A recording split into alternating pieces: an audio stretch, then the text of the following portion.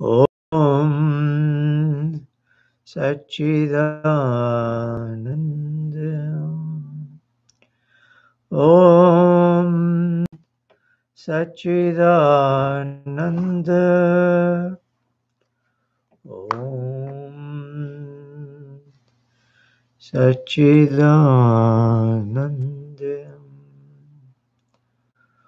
ओम सच्चिदानंद। नमस्ते।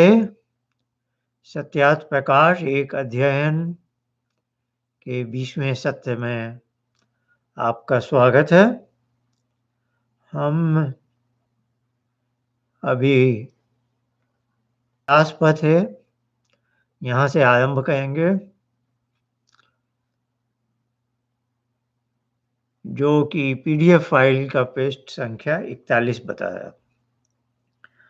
मनुस्मृति का एक श्लोक है, इंद्रियाणाम विचरताम विषयेषु अपहारेषु संयमे यत्नमातिष्ठेद विद्वान यन्तेव वाजिनाम।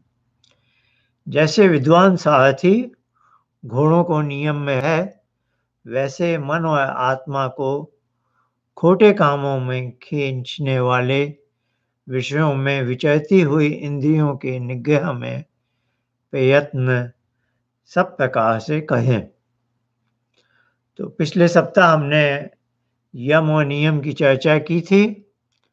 उसके बाद मनुस्मृति का श्लोक स्वाध्यायेन, पहले तो हमने कामात्मता वाला पढ़ा कि कामातुरता और बहुत निष्कामता भी ठीक नहीं है, क्योंकि हम कामना न कहें तो भी जीवन आगे नहीं बढ़ सकता।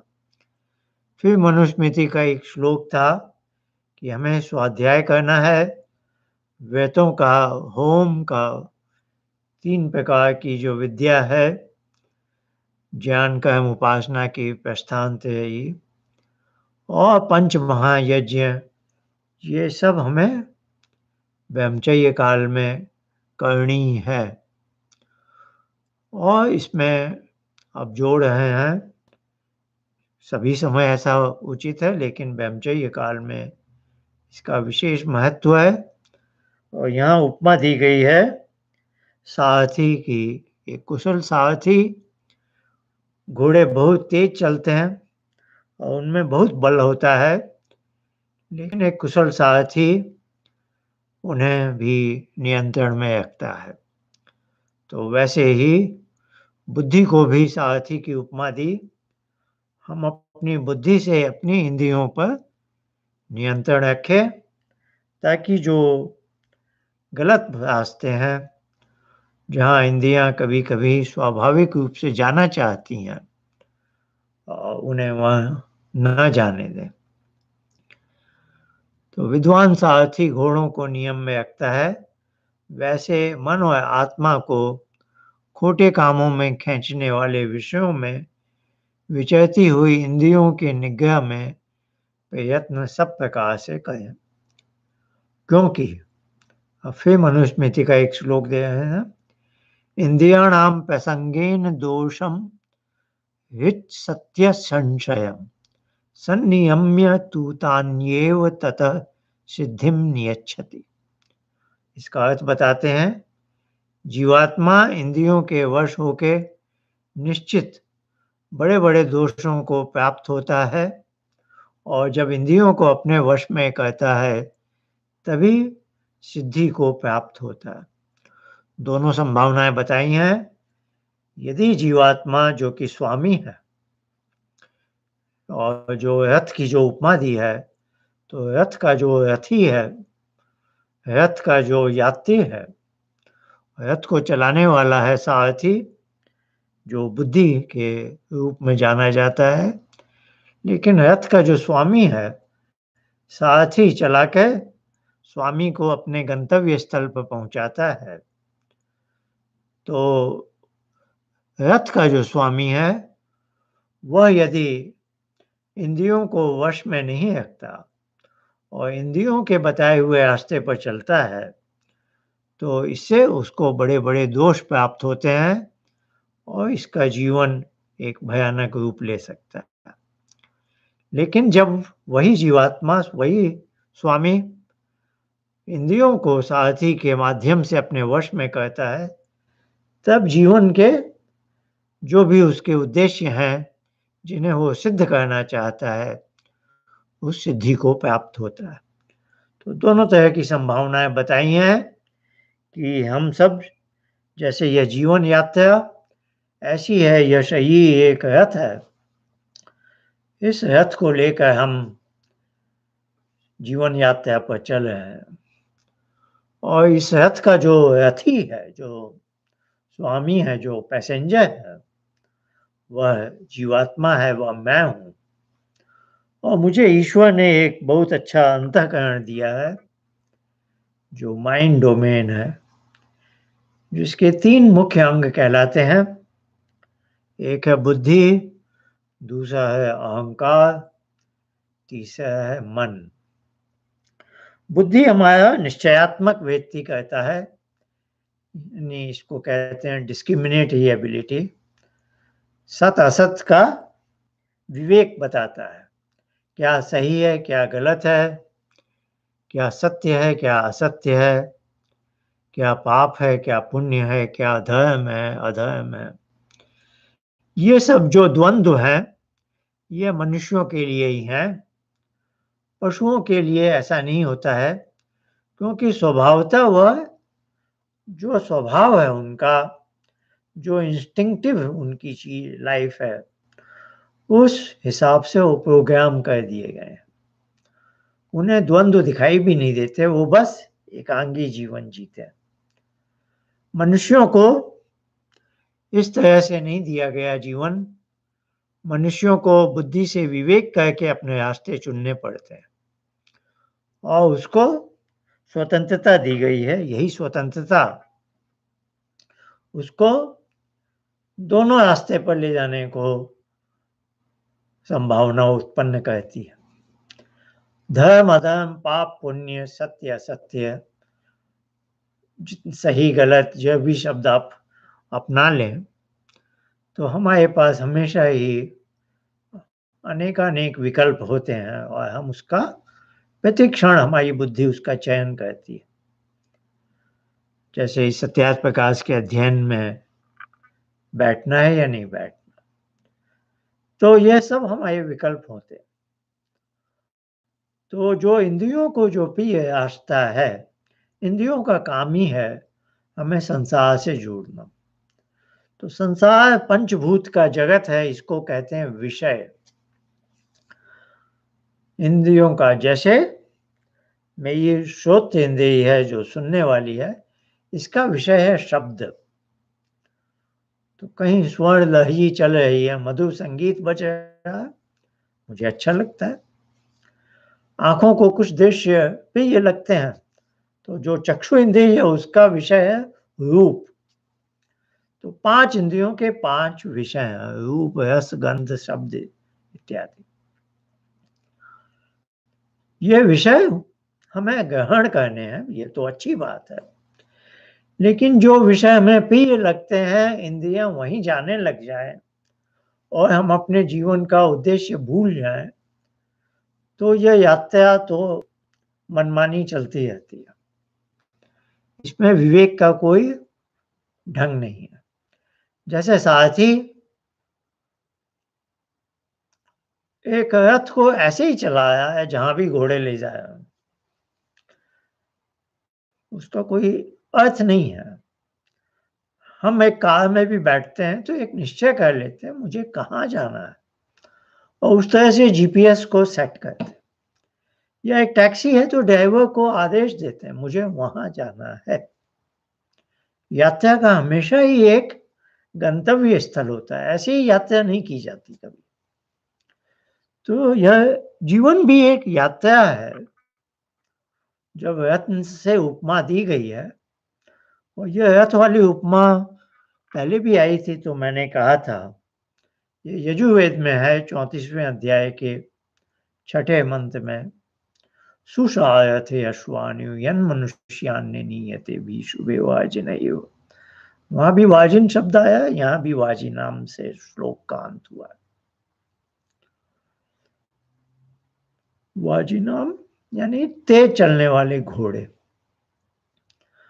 तो रथ की उपमा वहां भी है, कठ उपनिषद में भी है, वेद और उपनिषद से गीता ने भी ले ली, और इस तरह से साहित्य में कई जगह है। यहाँ मनुस्मृति में भी है, ये भी बहुत पुराना ग्रंथ है, गीता से बहुत पहले का।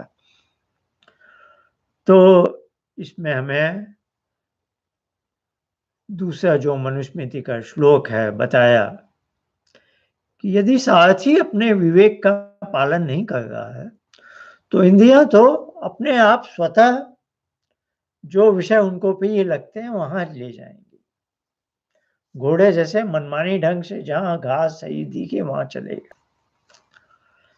पर ये तो कोई समझदारी की बात नहीं हुई। तो उन्होंने कहा कि जो अपनी इंद्रियों को अपने वश में करता है तभी जीवन के उच्च विषय जो भी उद्देश्य हैं, जिसके भी जो भी हैं, भले ही सांसारिक उद्देश्य हो कि मुझे बड़ा पद प्राप्त करना है, जो भी है, उसके लिए भी लगना पड़ता है। मुझे बहुत धन कमाना है, ठीक है, अच्छी बात है, तो इसके लिए भी लगना पड़ता है।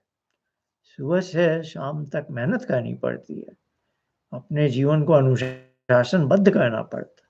विद्या में कोई आगे बढ़ना चाहे, कोई धन में, कोई पद में, जो भी है, और कोई अध्यात्म में आगे बढ़ना चाहे, जो भी आपके विषय हैं, जो भी आपके उद्देश्य हैं, उसमें आपको सिद्धि यदि प्राप्त करनी है तो इंद्रियों का जो प्रिय विषय है वो देख लिया, इंद्रियों को समझाया ये अभी समय नहीं है मधुर संगीत सुनने का या सिनेमा देखने का, अभी कुछ दूसरे काम करने हैं, वहां तन्मय होकर लगना है।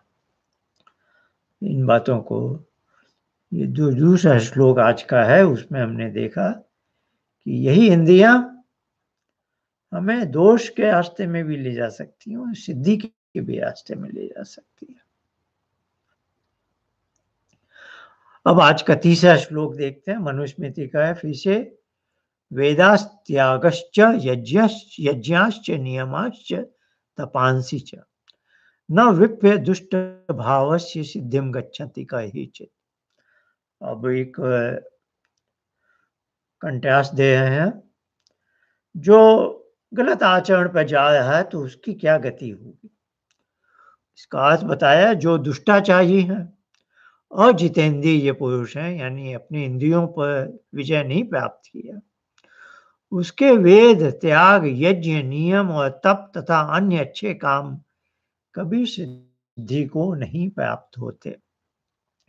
उसकी बड़ी बड़ी इच्छाएं हैं कि वेद का अध्ययन करना है, त्यागपूर्ण जीवन करके यज्ञ के कर्म करने हैं बड़े बड़े, और नियम और तप प्राप्त करने हैं जिससे कि मैं अध्यात्म में आगे बढ़ूं। ये सब कल्पनाएं हैं, लेकिन उसके आचरण अच्छे नहीं है, वह अजितेंद्रिय है, उसका इंद्रियों पर संयम नहीं है। तो ये सब एवं दूसरे अन्य अच्छे काम कभी सिद्धि को नहीं प्राप्त हो सकते। बस मन में स्वप्न रूपी कल्पना कर सकता है कोई, लेकिन उसे आगे बढ़ने का अवकाश नहीं होता। अब बता रहे हैं कि अच्छी दिशा में आगे बढ़ने के क्या क्या साधन है। तो फिर दो श्लोक आ रहे हैं, दोनों को एक साथ पढ़ के फिर उनका अर्थ पढ़ूंगा। वेदोपकरणे चैव स्वाध्याये चैव नैत्यके नानुरोधो अस्त्यन्न अनध्यायो ब्रह्म सत्यम ही तत्स्मृतम्। नहीं, मुझसे एक पंक्ति छूट गई, क्षमा करेंगे, फिर से मैं पढ़ रहा हूँ। वेदोपकरणे चैव स्वाध्याये चैव नैत्यके नानुरोधो अस्त्यनध्याये होम मंत्रेषु चैव ही। दूसरा श्लोक है, नैत्यके नास्ति अनध्यायो ब्रह्म सत्यम ही तत्स्मृतम् ब्रह्माहुति हुतम पुण्यम अनध्याय वशट्कतम। दोनों श्लोकों का अर्थ है, वेद के पढ़ने पढ़ाने, संध्योपासनादि पंच महायज्ञों के करने और होम मंत्रों में अनध्याय विषयक अनुरोध नहीं है, क्योंकि नित्य कर्म में अनध्याय नहीं होता।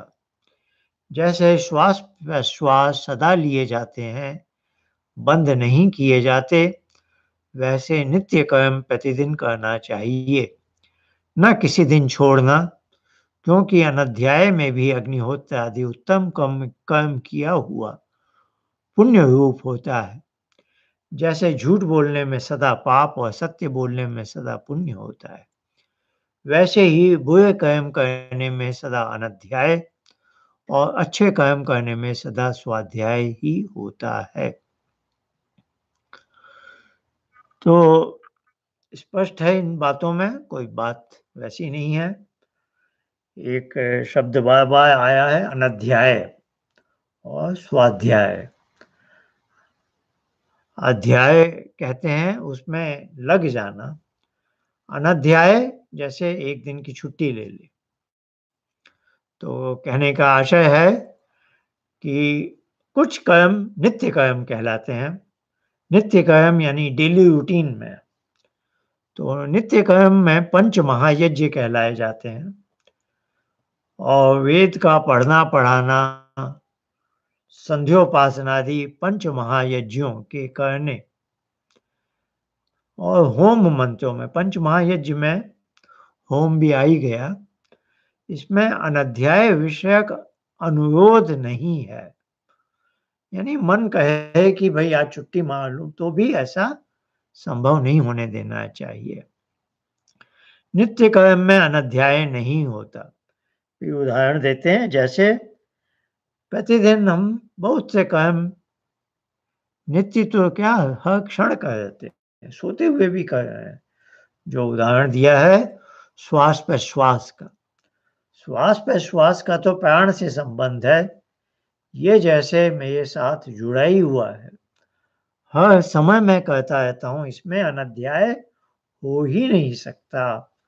उसी तरह से बता रहे हैं कि पंच महायज्ञ में वेद के पढ़ना पढ़ाना और संध्योपासना ये ब्रह्म यज्ञ है, फिर देव यज्ञ में अग्निहोत्र आदि है, फिर अतिथि यज्ञ, पितृ यज्ञ और बलि वैश्व देव यज्ञ। तो गृहस्थ के लिए ये पांचों यज्ञ नित्य कर्म में आते हैं। और ब्रह्मचर्य आश्रम में, जिसका कि प्रकरण चल रहा है, पहले दो ब्रह्म यज्ञ और देव यज्ञ, तो इनका भी अनध्याय ब्रह्मचर्य आश्रम में नहीं हो सकता। और उदाहरण दिया, जैसे श्वास प्रश्वास तो सदैव चलता रहता है, वैसे ही ये नित्य कर्म भी प्रतिदिन होने चाहिए, न किसी दिन छोड़ना, क्योंकि अनध्याय में भी अग्निहोत्र आदि उत्तम कर्म किया हुआ पुण्य रूप होता है। फिर बताया, और ऐसे पतंजलि भी कहते हैं कि ये सार्वभौमिक महाव्यतम है यम और नियम के बारे में। तो उसी बात को बता रहे हैं, जैसे झूठ बोलने में सदा पाप और सत्य बोलने में सदा। सार्वभौम का अर्थ होता है कि कहीं ऐसा नहीं है कि किसी स्थान विशेष में झूठ बोलना माफ। ये सार्वभौमिक, इसमें देश काल और अवसर का कोई अनध्याय नहीं हो सकता। वैसे ही बुरे कर्म करने में सदा अनध्याय और अच्छे कर्म करने में सदा स्वाध्याय ही होता है। तो इसमें इनको नित्य कर्म कहा गया है। जैसे नित्य हम स्नान करते हैं, भोजन करते हैं, कुछ कर्म दैनिक नित्य कर्म कहलाते हैं, वैसे ही ब्रह्म यज्ञ और देव यज्ञ की उपयोगिता बता रहे हैं। अब आगे मनुस्मृति का एक श्लोक और आता है, यह महाभारत का श्लोक है मेरे ख्याल से, तो मनुस्मृति लिखा है, शायद मनुस्मृति का ही हो, मैं गलत हो सकता हूँ। श्लोक को पढ़ता हूँ। अभिवादनशीलस्य नित्यं वेद्योपसेविनः चत्वारि तस्य वदन्त आयु विद्या यशो बलम। बच्चों में सब में होना चाहिए। गुरुकुल ब्रह्मचर्य आश्रम की बात चल रही है, तो जो बालक बालिकाएं हैं, युवक युवतियां हैं, गुरुकुल में अध्ययन करते हैं, उनको बता रहे हैं कि ये 4 गुण सदा होने चाहिए। अभिवादनशीलस्य, विनम्रता का और सुशीलता का भाव। नित्यम वेद्योपसेविनः, अपने से बड़ों की सेवा करना। वेद में आयुर्वेद भी है, विद्या में भी जो वेद है, और जो अन्य गुणों में भी हमसे बड़े हैं। तो जो ये कहते हैं उनकी 4 गुण उनके बढ़ते हैं सदा। चत्वारि तस्य वर्धन्ते, क्या क्या उनका बढ़ता है? आयु विद्या यश और बल। उनकी आयु बढ़ती है क्योंकि मन चित्त प्रसादनम है ना, मन प्रसन्न रहता है। विद्या भी बढ़ती है, दूसरे सुशील, सबके प्रति आप विनम्र हैं, तो वे लोग आपको अनुभव से, अपनी विद्या से अच्छी अच्छी बात बताएंगे। आपकी कीर्ति भी बढ़ती है, लोग आपका गुणगान करते हैं। और बल, सब तरह का बल, शारीरिक बल और विद्या वाला बल, बुद्धि का बल, ये बढ़ते हैं। तो ये व्यवहार कुशलता की बात बताई कि यह भी होना आवश्यक है। हम दूसरों से जब मिलें तो किस तरह से हमारा व्यवहार, विनम्रता का, सुशीलता का और सेवा भाव। अभिवादनशीलस्य नित्यम वेद्योपसेविनः। अब मनुस्मृति के 2 श्लोक और सब आचरण से संबंधित हैं, ब्रह्मचर्य काल में विशेष, ऐसे सभी समय ये लागू होते हैं। दोनों श्लोक में पढ़ता हूँ। अहिंसयैव भूतानां कायं श्रेयो अनुशासनम वाक्चैव मधुरा श्लक्षणा प्रयोज्या धर्ममिच्छिता यस्य वाङ् मनसे शुद्धे सम्यक् गुप्ते च सर्वदा स वै सर्वमवाप्नोति वेदांतोपगतं फलम्। विद्वान और विद्यार्थियों को योग्य है कि वह बुद्धि छोड़ के सब मनुष्यों के कल्याण के मार्ग का उपदेश करें और उपदेष्टा सदा मधुर सुशीलता युक्त वाणी बोले। जो धर्म की उन्नति चाहे वह सदा सत्य में चले और सत्य ही का उपदेश करे। जिस मनुष्य के वाणी और मन शुद्ध तथा सुरक्षित सदा रहते हैं, वही सदा वेदांत अर्थात सब वेदों के सिद्धांत रूप फल को प्राप्त होता है। तो यहाँ अहिंसा का पहले भी उन्होंने वै त्याग अर्थ किया है, अभी भी अर्थ किया है वै बुद्धि छोड़ के। तो बताया है विद्वान और विद्यार्थियों को, सबको योग्य है कि वह बुद्धि छोड़ के किसी के प्रति वह का शत्रुता का भाव नहीं रखें, सबसे आत्मीय व्यवहार रखें। तो सबसे आत्मीयता है तो आप किसी को दुख नहीं देंगे। तो अहिंसा का भाव यही है, किसी को दुख कष्ट न देना। भूतानाम अनुशासनम, ये अंदर से आना चाहिए और सब कल्याण के मार्ग का उपदेश करें।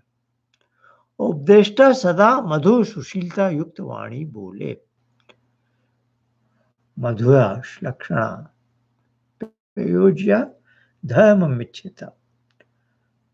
जो धर्म की उन्नति चाहे वह सदा सत्य में चले और सत्य ही का उपदेश करे। तो यह आचरण की बात बताई है कि सबके लिए विशेष है।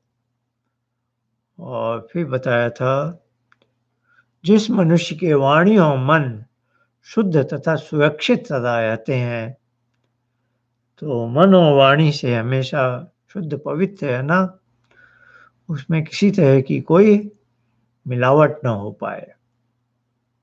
असत्य का लेश मात्र भी न आए। और वही व्यक्ति सदा वेदांत अर्थात वेदों के सिद्धांत रूप फल को प्राप्त होता है। नहीं तो वेद के मंत्र बहुत जानते हैं लोग, उसका अच्छा पाठ भी करते हैं। शब्द को जानना एक बात है, लेकिन उनके सिद्धांतों को समझ लेना, हृदयंगम कर लेना, कॉन्सेप्ट को गहराई से समझ लेना, यह बहुत कम लोग कर पाते हैं। तो उसके लिए बताया है, जिसका आचरण अच्छा होगा उसे वेद की गहराई भी पूरी समझ में आएगी। आइए पेज 50 पे हम आगे बढ़ते हैं।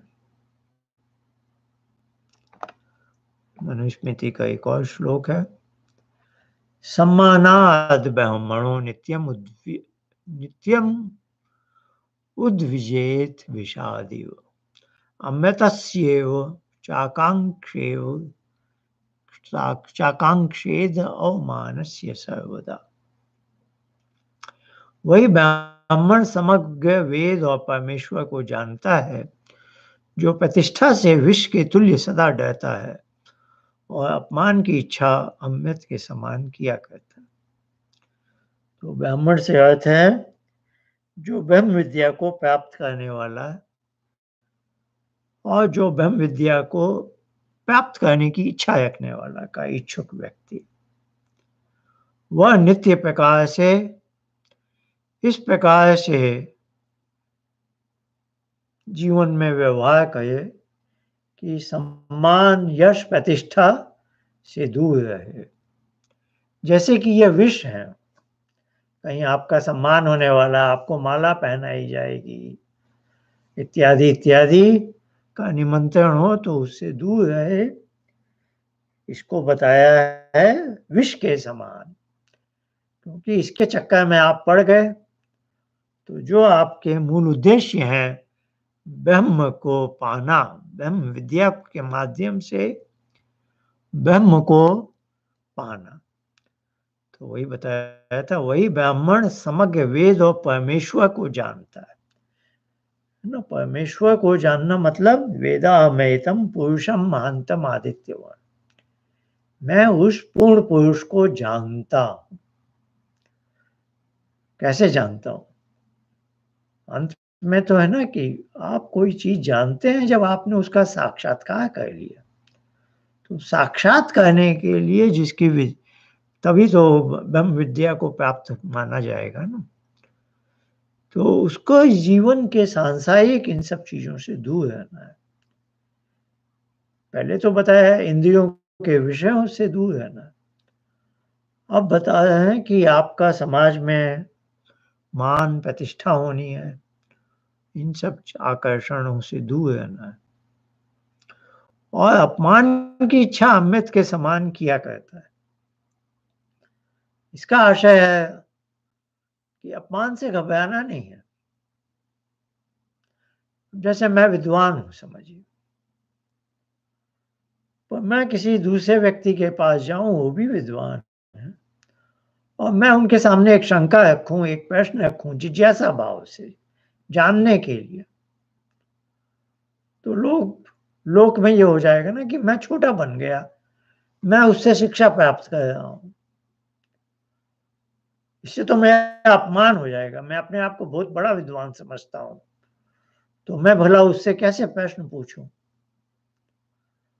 लेकिन मैं प्रश्न पूछूंगा नहीं तो मुझे वो विषय कभी समझ में ही नहीं आएगा। अंदर जो दुविधा चल रही है वो चलती रहेगी, अंदर जो भ्रम है वो बना रहेगा। स्पष्ट ज्ञान का प्रकाश तो होगा नहीं यदि मैं किसी और से बात न करूं, शंका का समाधान न करूं तो। और शंका ले जाकर किसी के पास बैठूं तो डर लगता है कि अपमान हो जाएगा मेरा। तो वैसे अपमान को अमृत के समान समझे, ऐसे अपमान बाधा न बने ज्ञान प्राप्ति के रास्ते में। तो जो समाज में यश प्रतिष्ठा सम्मान मिलता है उसको विष समान समझे, और जहाँ सामान्य लोग समझते हैं कि ये तो अपमान की बात है, उस अपमान को गले लगा ले, तभी अपने जीवन में जो उच्च उद्देश्य बनाए हैं उनकी प्राप्ति हो सके। मनुस्मृति का ही अगला श्लोक है, अनेन कर्म योगेन संस्कृतात्मा द्विजः शनैः गोयो वसन संचिनुयाद ब्रह्माधिगमिकम तपः। अनेन यानी इसी प्रकार से केतोपनयन द्विज ब्रह्मचारी कुमार और ब्रह्मचारिणी कन्या धीरे धीरे वेदांत के ज्ञान रूप उत्तम तप को बढ़ाते चले जाएं। तो अब ब्रह्मचर्य काल के युवक युवती का वर्णन है, कुमार और कुमारी कन्या कि अनेन कर्म योगेन, जो ये बातें बताई जा रही हैं, द्विज ब्रह्मचारी, द्विज शनै यानी धीरे धीरे, ग्रेजुअली, क्योंकि कोई भी अच्छी चीज आपके अंदर ग्रहण आती है धीरे धीरे आती है, अच्छे अच्छे गुण भी धीरे धीरे आते हैं। ऐसा नहीं सोचा एक दिन में विशेष प्रगति नहीं हुई है तो उसके प्रति संशय करने लग गए, या उसमें तप का रास्ता ऐसा ही है। वेदांत के ज्ञान रूप उत्तम तप को बढ़ाते चले जाएं।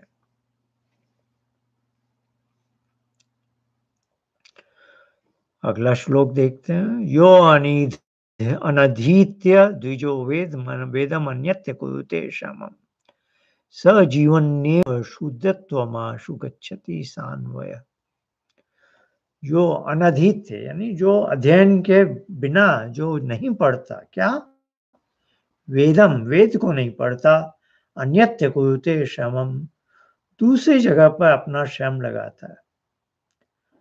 तो अनुवाद लिखे हैं, जो वेद को न पढ़ के अन्यत्य श्रम किया करता है, वह अपने पुत्र पौत्र सहित शुद्ध भाव को शीघ्र ही प्राप्त हो जाता है। शुद्ध भाव यानी जो विद्याहीन व्यक्ति है, जो विद्या पढ़ाने पर भी न समझ सके, तो जो वेद को न पढ़ के इधर उधर अपना समय, अपना श्रम नष्ट करते हैं, वो वास्तविक विद्या से, वास्तविक ब्रह्म विद्या से अछूते हो जाते हैं। खुद स्वयं तो शुद्ध भाव को प्राप्त हो ही जाएंगे, उनकी अगली पीढ़ी और उसके बाद की पीढ़ियां भी, क्योंकि पिता या माता यदि विद्याहीन है तो आपकी संतान का भी विद्याहीन बनने की संभावना बहुत ज्यादा हो जाती है। तो वेद का ही अध्ययन मूल है। वेद के बारे में हमारे पूरे साहित्य में बहुत जोर देकर दिया गया है कि वेद आगम विद्या है, वेद ही मूल है, और वेद की विद्या को सबको ग्रहण करना चाहिए। यथेमाम वाचम कल्याणिम वदामि जनेभ्य, यह मंत्र यजुर्वेद का है और महर्षि दयानंद आगे लिखेंगे। आइए 4 श्लोक हैं, चारों में एक साथ पढ़ देता हूँ, एक साथ ही लिखे हुए हैं, फिर उनके अर्थ भी पढ़ देता हूँ। वजयेन मधुमांसंच गंधम माल्यम ऐसान स्त्रिय सुक्तानि यानि सर्वाणि प्राणिनाम चैव हिंसनम। अब ये निषेध की बात है, वर्जयेत, इस क्या क्या चीजें वर्जित हैं।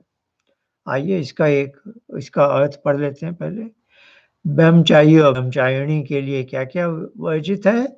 मद्य, मांस, गंध, माला, रस, स्त्री और पुरुष का संग, बालकों के लिए स्त्री का संग और बालिकाओं के लिए पुरुष का संग, सब खटाई, प्राणियों की हिंसा। दूसरा श्लोक है, अभ्यंग मंजनम चाक्षुणो रूपान छत्य धारणम कामम क्रोधम च लोभम च नर्तनम गीत वादनम। जब ब्रह्मचर्य काल में जब अध्ययन में है तो क्या क्या अंगों का मर्दन, मसाज जिसको कहते हैं, बिना निमित्त उपस्थेंद्रिय का स्पर्श, उपस्थेंद्रिय जो हमारे प्राइवेट पार्ट्स कहलाते हैं उनका अनावश्यक उनका स्पर्श करना, आंखों में अंजन, जूते और छत्र का धारण। आजकल तो हम सबको कहते हैं, बच्चे भी बड़े भी, लेकिन जो तपस्या का जीवन प्राचीन काल में था कि तब इसका भी निषेध था। काम, क्रोध, लोभ, मोह, भय, शोक, ईर्ष्या, द्वेष और नाच गान बाजा बजाना। नर्तनम गीत वादनम में नृत्य और संगीत का भी निषेध किया है। और जो मन के हमारे सामान्य शत्रु हैं, काम, क्रोध, लोभ आदि, इन सबसे दूर रहने को। और आगे तीसरा श्लोक है, द्यूतम च जनवादम च परिवादम तथा अन्यतम स्त्रीणाम च प्रेक्षणालंभम उपघातम परस्य च। द्यूत यानी जुआ खेलना, जिसमें सभी तरह के ये खेल आते हैं, जो चांस वाले खेल हैं, जिसमें कुछ मेहनत नहीं करनी है, बैठे बैठे धन कमाने की लालसा लिप्सा। जिस किसी की कथा, निंदा, मिथ्या भाषण, स्त्रियों का दर्शन, आश्रय, दूसरे की हानि आदि कुकर्मों को सदा छोड़ देवें। तो ये सब कुकर्म बताए हैं और ऐसा वर्जित है ब्रह्मचर्य काल में, बाद में भी पर विशेषकर ब्रह्मचर्य काल।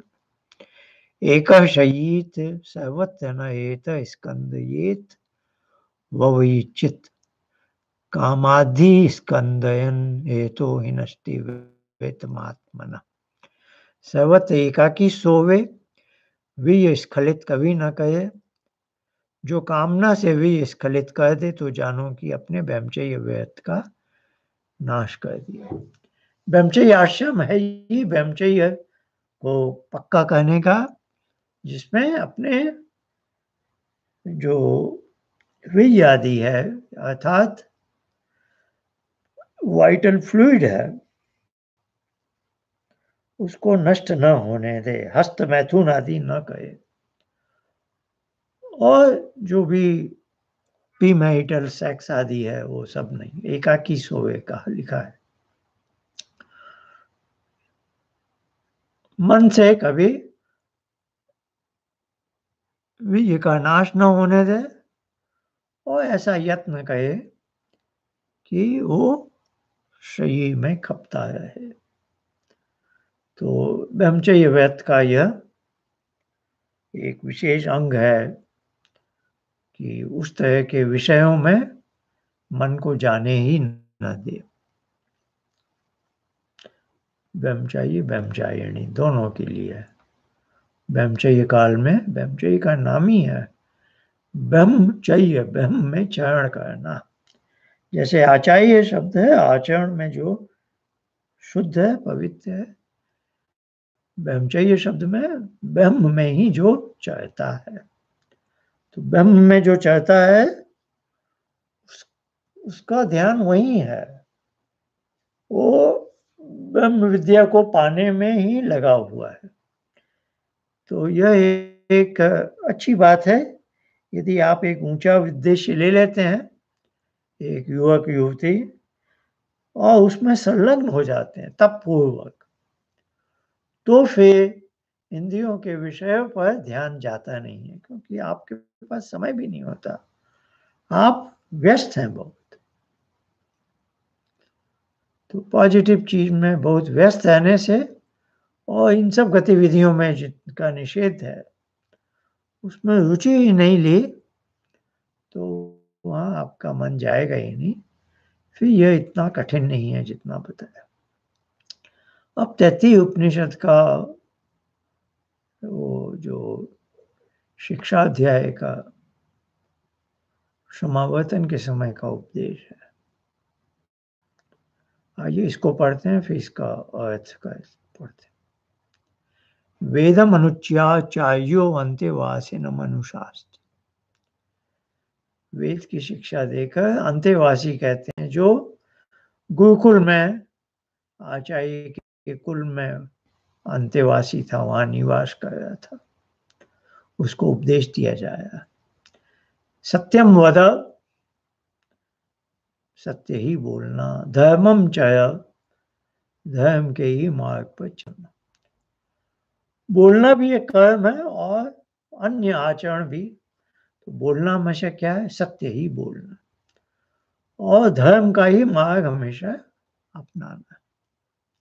स्वाध्यायान मां प्रमद, स्वाध्याय में मां कहते हैं निषेध के लिए, प्रमद स्वाध्याय में प्रमाद न करना। आचार्याय प्रियम धनम आहत्य प्रजातंतुम मां व्यवच्छेत्सि। आचार्य को जो प्रिय है वह धन भी लाना और अपने प्रजा को भी ध्यान रखना। सत्यान न प्रमदितव्यम, अब जो देकर कहा सत्य के मार्ग में प्रमाद मत करना, धर्म के मार्ग में प्रमाद मत करना। धर्मान्न प्रमदितव्यम, कुशलान न प्रमदितव्यम। अपने स्किल के भी, अपने जो कुशलता है आपके जो कर्म की, जो आपने एक डिसिप्लिन को अपनाया हुआ है अपने करियर को, उसमें भी आगे बढ़ते रहना है, उसमें भी प्रमाद मत करना। कंटिन्यूइंग एजुकेशन जिसको बोल सकते हैं। स्वाध्याय प्रवचनाभ्याम न प्रमदितव्यम। अब स्वाध्याय का तो पहले भी कह दिया था, अब उसको जोड़ा गया है प्रवचन के साथ, क्योंकि स्वाध्याय में आप स्वयं अध्ययन करते हैं और उसका जब प्रवचन करते हैं, उसका आप किसी और को लिए व्याख्यान करते हैं, तो उसमें एक तरह की प्रौढ़ता आ जाती है। तो बता रहे हैं ज्ञान प्राप्ति के माध्यम जो है स्वयं अध्ययन करना और उसका व्याख्यान भी करना है, इसमें प्रमाद न हो। देव पितृ का अभ्याम न प्रमदितव्य। देवताओं और पितृ जो लोगों में, देवताओं और पितर, इनका भी, इनकी सेवा में प्रमाद मत करना। मातृ देवो भव, पितृ देवो भव, आचार्य देवो भव, न प्रमित न अतिथि देवो भव। अब देव और पितर का वर्णन करने के बाद बता रहे हैं आपके लिए कौन कौन देवता है।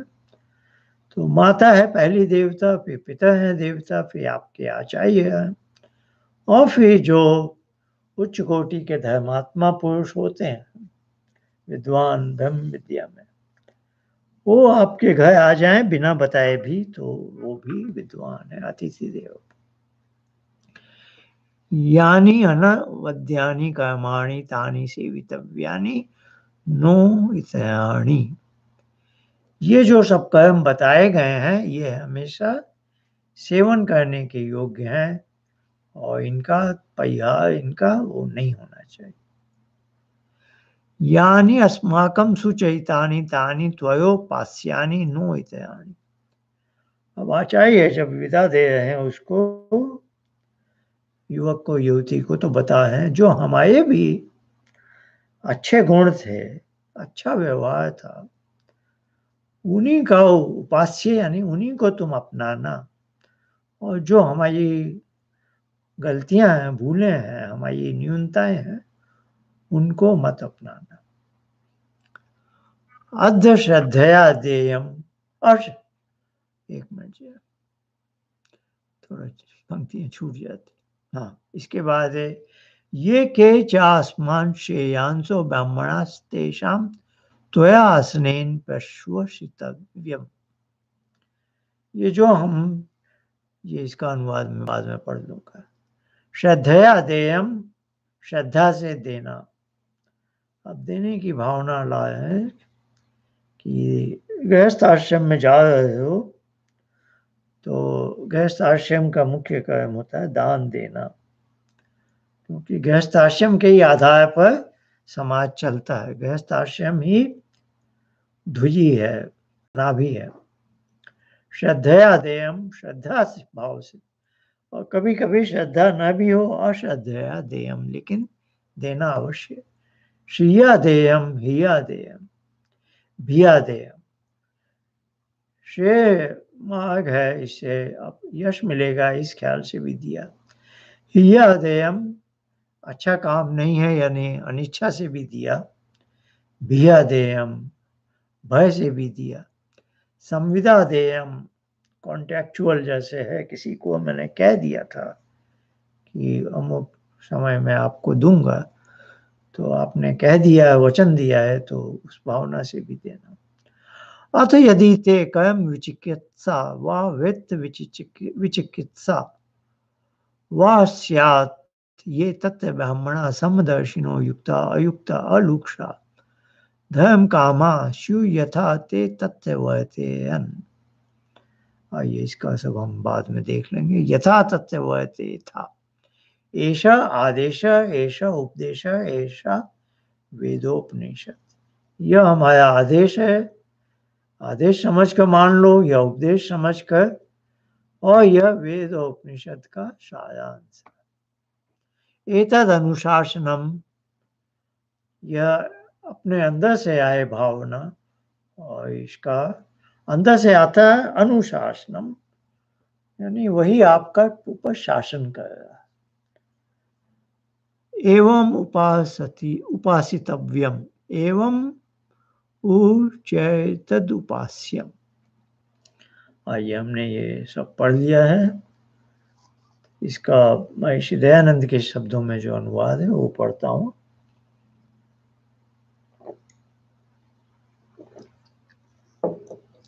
जहाँ आवश्यक लगेगा वहाँ थोड़ी व्याख्या भी करें।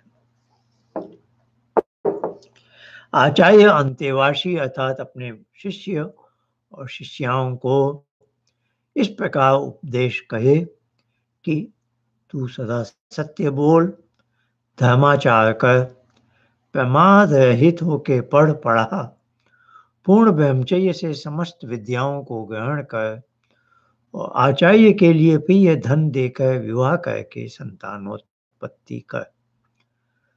प्रमाद से सत्य को कभी मत छोड़, प्रमाद से धर्म का त्याग मत कर, प्रमाद से आरोग्य और चतुराई को मत छोड़, प्रमाद से पढ़ने और पढ़ाने को कभी मत छोड़।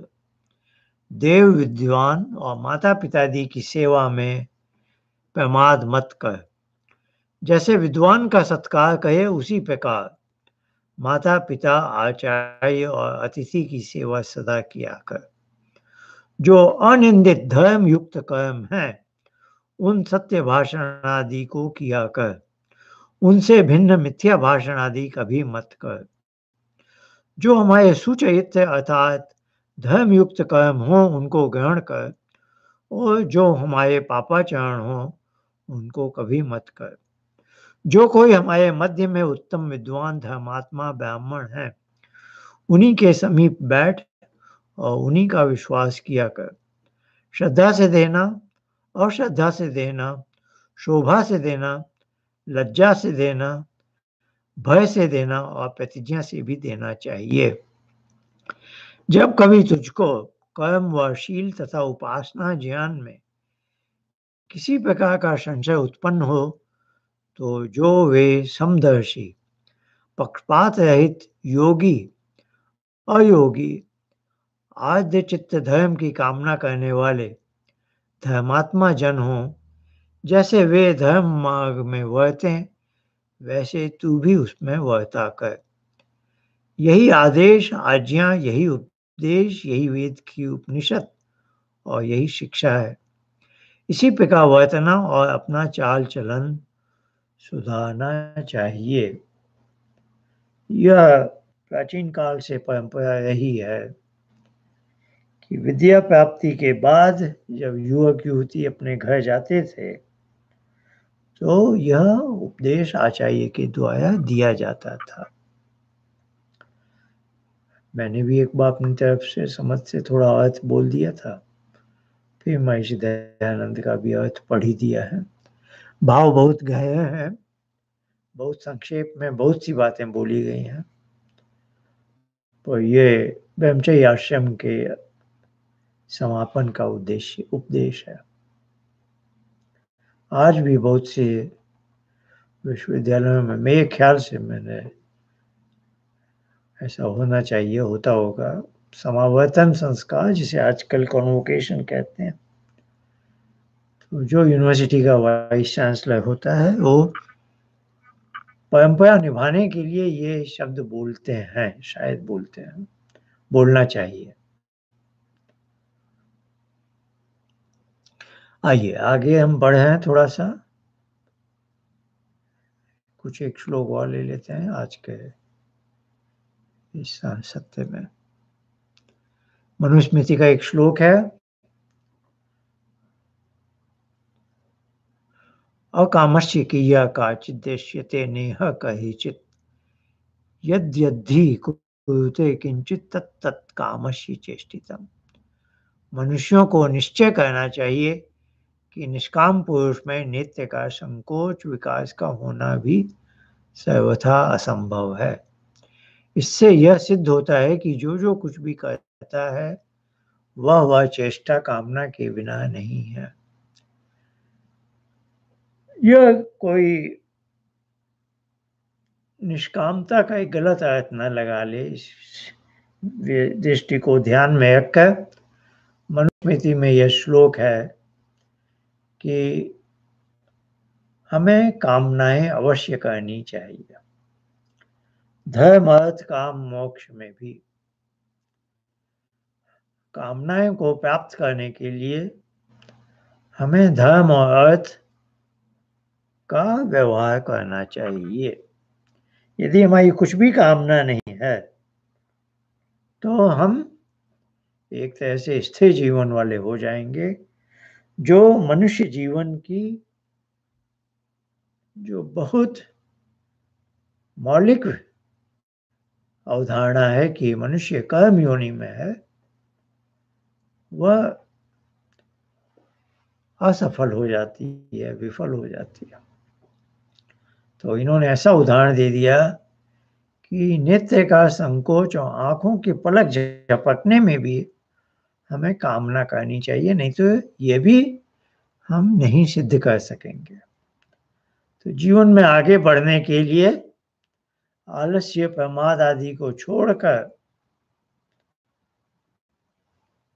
एक उद्देश्य बनाकर उस उद्देश्य के रास्ते पर जीवंत होकर जीवट के साथ आगे बढ़ना चाहिए। अब धर्म के बारे में बता रहे हैं, 2 श्लोक हैं, उन 2 को लेकर मैं आज का सत्य को व्यायाम दूंगा। आचार्य परमो धर्म शुत्युक्त स्मार्त एव च तस्मादस्मिन् सदा युक्तो नित्यं स्याद् आत्मवान् द्विजः। आचार्याद् विच्युतो विप्रो न वेद फलमश्नुते आचार्येण तु संयुक्तः संपूर्ण फल भाग भवेत्। कहने, सुनने, सुनाने, पढ़ने पढ़ाने का फल यही है कि जो वेद और वेदानुकूल स्मृतियों में प्रतिपादित धर्म का आचरण करना, इसलिए हमारा धर्माचार में सदा युक्त रहे। कर्म के बारे में है, आचरण के बारे में है, तो बताया आचार हमारा परम धर्म है। तो मनुष्य अपने आचरण के द्वारा जाना जाता है, अच्छा व्यक्ति है या बुरा व्यक्ति, और उसकी पहचान श्रुति उक्त जो वेद के वचन है उसको हम धर्म आचरण कह सकते हैं। कहीं कहीं उसकी व्याख्या के रूप में जो स्मृति है, जैसे ये हम मनुस्मृति का श्लोक, तो उसको भी जहाँ श्रुति में स्पष्ट आदेश नहीं है तो स्मृति का आदेश माना जाता है। तो श्रुति और स्मृति के द्वारा प्रतिपादित धर्म का आचरण करना, यही प्रत्येक द्विज अर्थात जिसने स्वयं एक बार तो माता के गर्भ से जिसने जन्म लिया और फिर अपने आचार्य के गर्भ से जिसने जन्म लिया, जिसने आचार्य कुल में रहकर पूरी शिक्षा प्राप्त की हो, उसे द्विज कहते हैं। द्वि यानी दो बार, ज यानी जन्म लिया।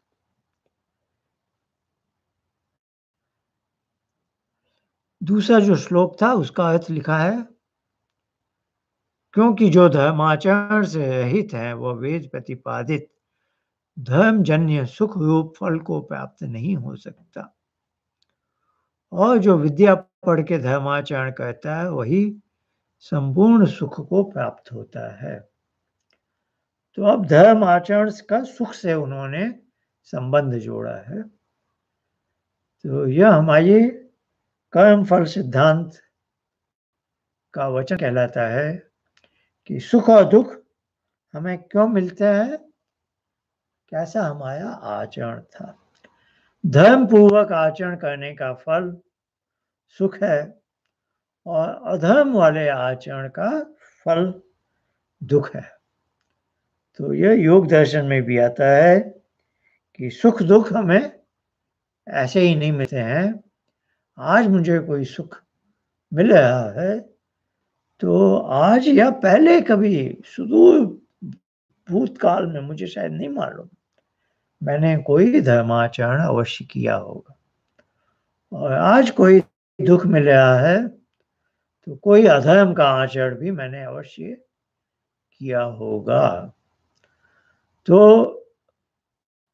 यह धर्म और अधर्म के जो आचरण है, कर्म है, ये जब संचित हो जाते हैं फिर इनका फल देने का एक समय आता है, तब ये प्रारब्ध बन जाते हैं और फिर उनके फल का हमें भोग मिलता है। तो यदि हमें आगे के जीवन में सुख चाहिए तो हमें आज के जीवन में आचरण धर्म पूर्वक धर्माचरण करना चाहिए। तो धर्म पूर्वक, धर्म यहाँ रिलीजियन और मत मतांतर नहीं है, वो तो हम पहले भी देख चुके हैं। धर्म यानी जो करणीय कर्म है, जो हमारे ऊपर शोभा देते हैं, उचित है, और वो बता दिया जहाँ हमें ज्ञान नहीं हो, वो श्रुति में बताए गए हैं या स्मृति में बताए, वेद में है या दूसरे शास्त्रों में बताए गए। तो इस तरह से वेद का पढ़ना पढ़ाना आवश्यक है, उससे हमें ज्ञान मिलता है, विवेक प्राप्त होता है, और उस विवेक से हम धर्म और अधर्म की पहचान कर सकते हैं। और पहचान के बाद तपस्विता चाहिए, तप का मार्ग, कि हम इंद्रियों से आकृष्ट होकर इधर उधर न भाग जाए।